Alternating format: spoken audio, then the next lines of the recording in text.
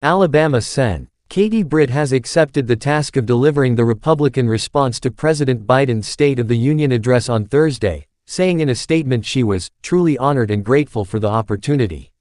Britt said she plans to put hardworking parents and families at the center of her remarks in order to demonstrate their important role within the Republican Party. Subscribe my channel for update news.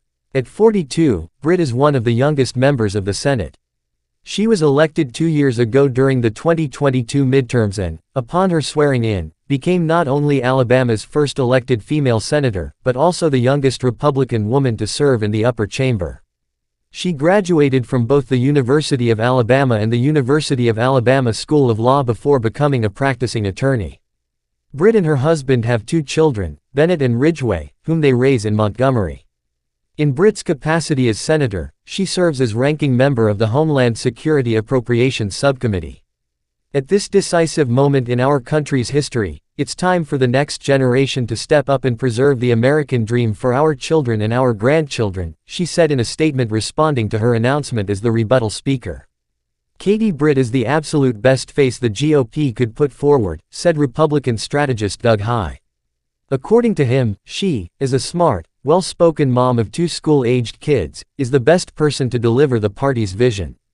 Fellow Republican strategist John Feehery echoed this point, noting Britt as smart, young, attractive, and a contrast to white males who usually speak on behalf of the party.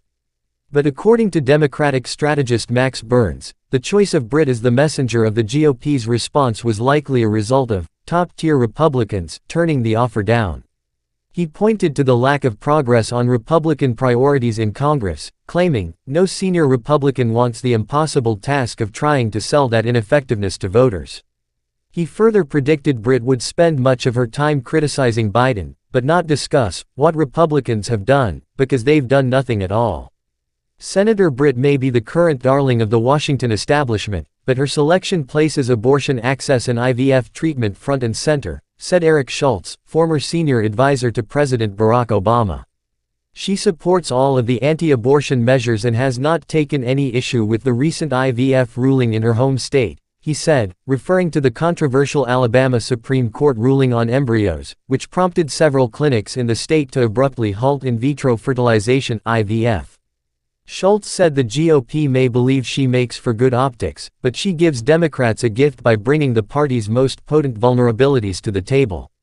Several Democratic senators and Biden have announced guests to the address who are related to both abortion and IVF.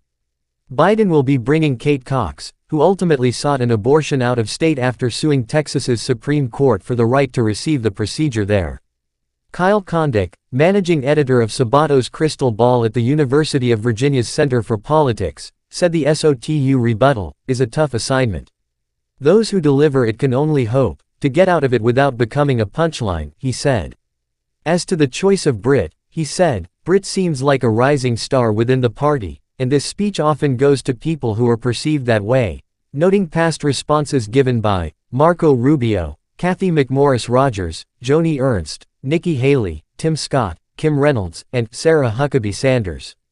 Thanks for watching my video. Please subscribe my channel and press the bell icon and share video with my friend.